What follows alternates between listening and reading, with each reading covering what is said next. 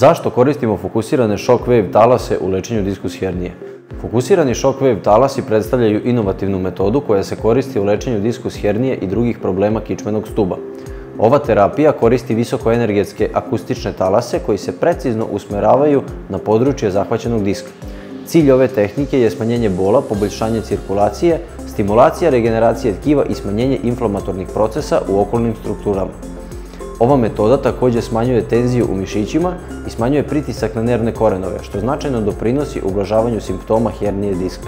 Prednosti ove terapije uključuju minimalnu invazivnost, brzo vreme oporavka i mogućnost kombinovanja sa drugim terapijskim modalitetima poput fizikalne terapije. Fokusirani shockwave talasi su jedina alternativa hirurškom lečenju diskus hernije.